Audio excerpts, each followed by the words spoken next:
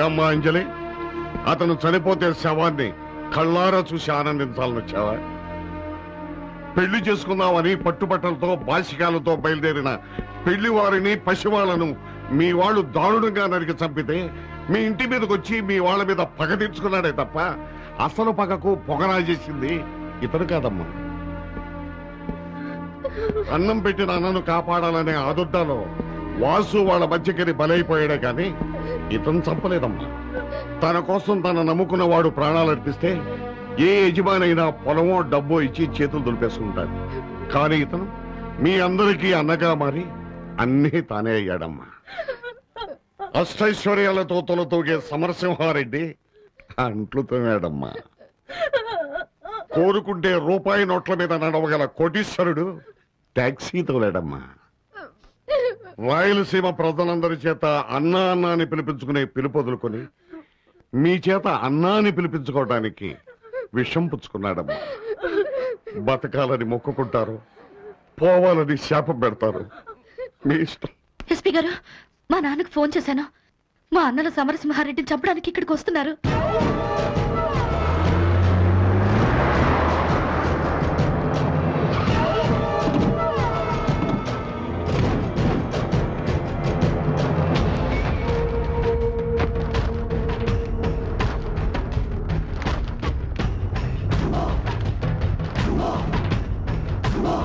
Right, విషం తాగి మీ హాస్పిటల్లో జాయిన్ అయ్యాడే సమరసింహారెడ్డి. ఏడ్రావాడు? డిశ్చార్జ్ వెళ్ళిపోయారు.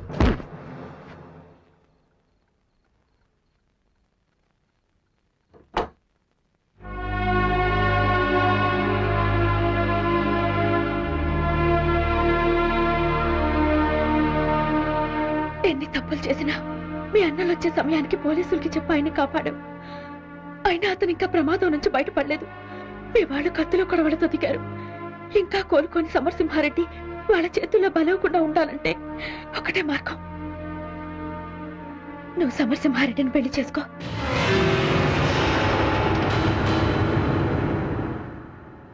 అవును, మామూలు మనిషి అనుకున్నప్పుడు నేను మనసు పడిన మాట నిజం.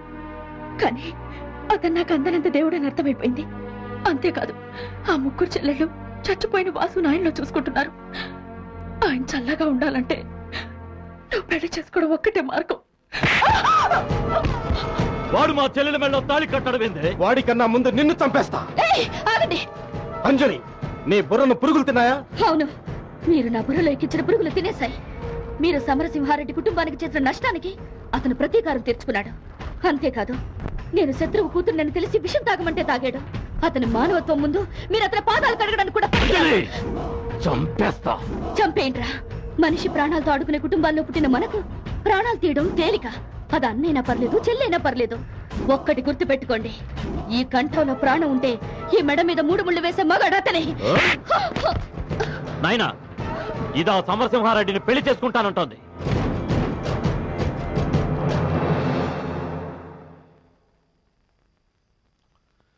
వాడి మెడలో 3 ముళ్ళేసేలోగా దీని మెడ కన్న బిడ్డను చంపిన కటికోడు ఈరరాఘవరెడ్డని మందంతా అనుకోవాలనా?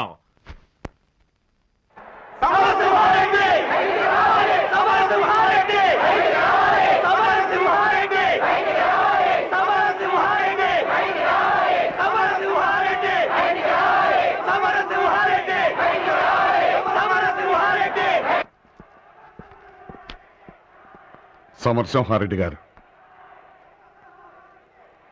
మీకోసం బయట వేలాది మంది ప్రజలు కేకలేస్తున్నారు. వాళ్ళని ఆపటం మా వల్ల ఇటు కనపడడం లేదు. ఒక్కసారి మీరు బయటకు వచ్చి కనపడితే.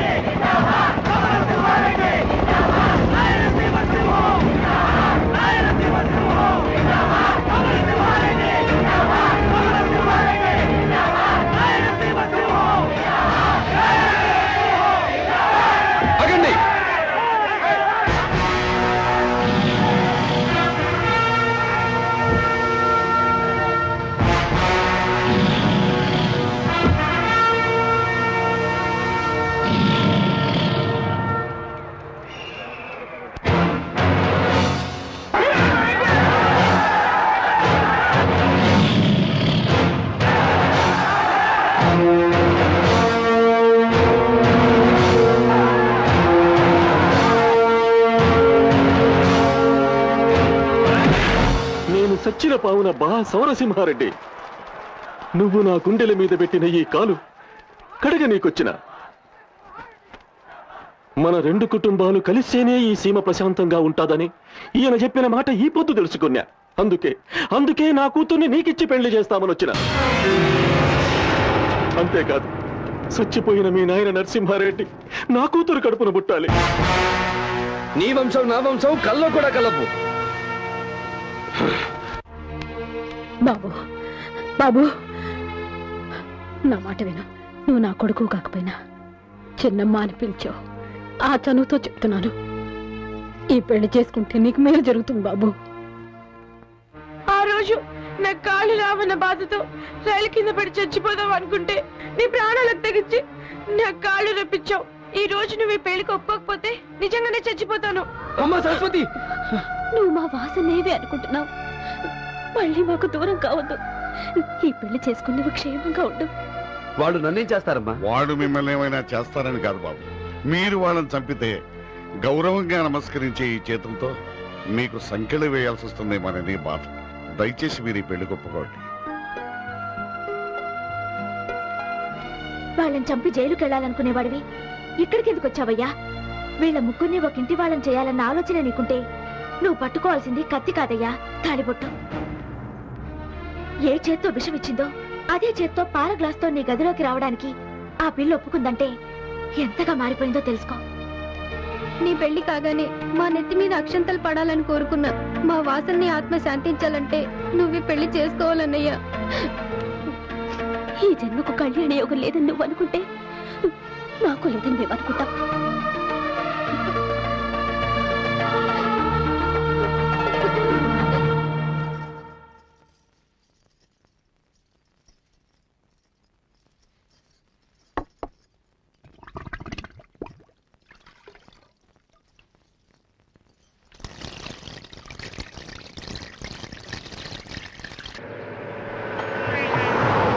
దేవతాయై నమః. ఆవాహయామి, రత్నసింహాసనం సమర్పయామి, అర్ఘ్యం సమర్పయామి, వాద్యం సమర్పయామి. ఓం మాంగళ్యం తంతునానేన మమ జీవనహేతునా కంఠే భద్రామి శుభగే జీవజరదాం శతం మాంగళ్యధారణ మహోత్సవ మహోత్సవ అస్తో శతమానం భవతి శతాయుః పురుషేంద్రియ ఆయుష్యేంద్రియే ప్రతిష్ఠతి. వెళ్ళి పెద్దల ఆశీర్వాదం తీసుకోండి.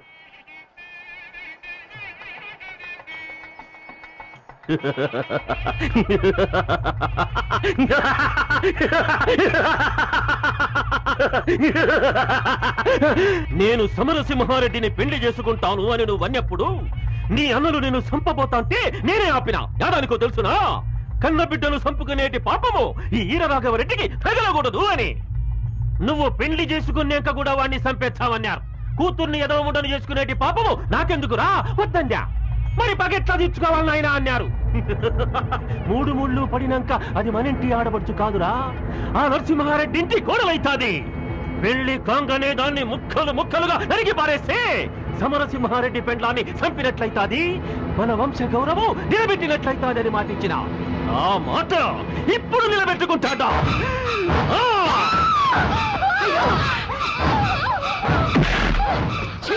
ఇదొక మనిషి జన్మేనా? పగ మా రెండు కుటుంబాలది. దాని మధ్య మీరందరూ నలిగిపోవడం నాకు ఇష్టం లేదు.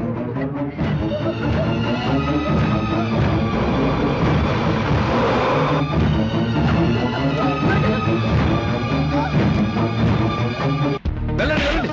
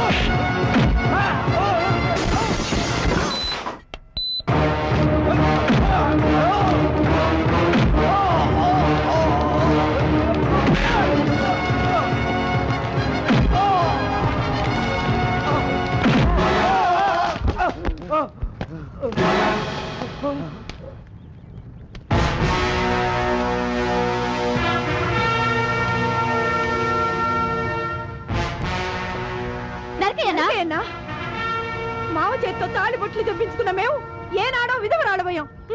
నరికేయనా నరికేయనా?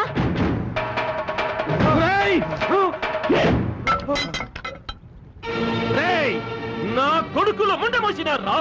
రండి, ఎవడైనా సరే ఆ సమరసింహారెడ్డి తల నరికి నా కళ్ళ మీద పడేస్తే వానికి నా 5,000 ఎకరాలు రచిస్తా.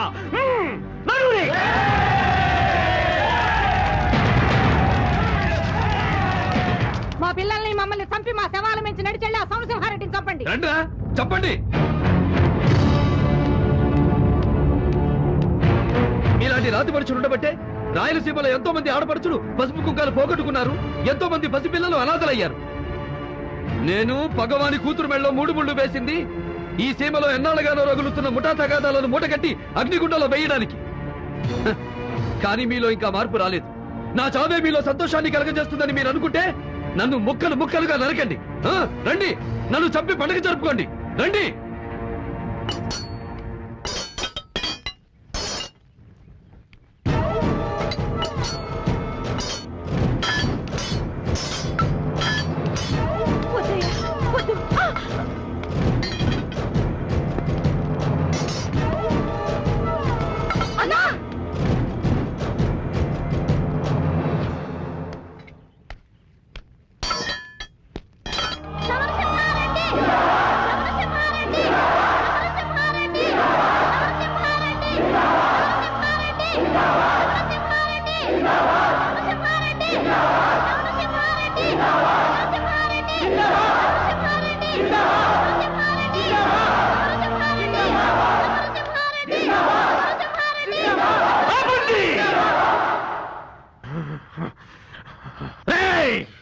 ఈ మార్పు మీ తరానికి బాగుంటాదేమో గాని మా తరం మాత్రం దీన్ని తట్టుకోలేదురా. సీమలో పండాల్సింది పంటలు కాదు, పంతాలు. ఈ రాయలసీమలో పుట్టి పగోన్ని మట్టి గిరిపించలేనోడు బతికినోడైనా సచ్చినాలతో సమానము. ఇన్ని దినాలు ఈ అవిటి బతుకు యాదానికి బతికినాలో తెలుసునా? నీ సావు నా కళ్ళారా చూసేదానికి. నా చెవులు నీ కొట్టే జయధ్వారాలు వినకూడదురా. నేను శీతాన్ని అయిపోవాలా. నా కళ్ళు నీ విజయాన్ని చూడకూడదురా. అయి ముసుకుపోవాలా.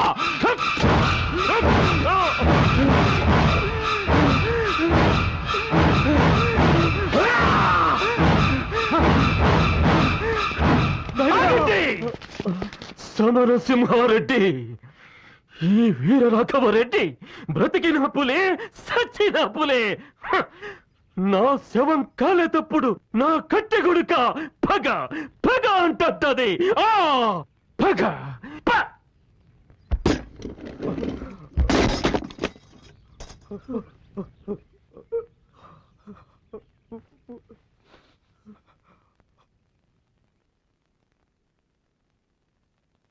పగతో కన్న కూతుర్ని చంపడానికి కూడా వెనుకాడని వీర రాఘవరెడ్డి లాంటి రాతి మనుషులు ఉండబట్టే రాయలసీమ ఇంకా కక్షలు కార్పణ్యాలతో రగులుతూనే ఉంది. మనిషి పుట్టింది ఒకరినొకరు పొడుచుకుని చావటానికి కాదు, ఒకరికొకరు సాయపడి ప్రశాంతంగా బ్రతకటానికి. ప్రతి మనిషి సమరసింహారెడ్డిలా మారి రాయలసీమని శాంతిసీమగా మారుస్తారని ఆశిస్తున్నాం. చెల్లెమ్మ మొత్తం ఎత్తి పోసి పోసి గుమరించి. నా బిడ్డలు ఏ జన్మలో చేసుకున్న పుణ్యం సమరసింహారెడ్డి లాంటి మనసున్న మనిషి అన్నగా దొరికాడు.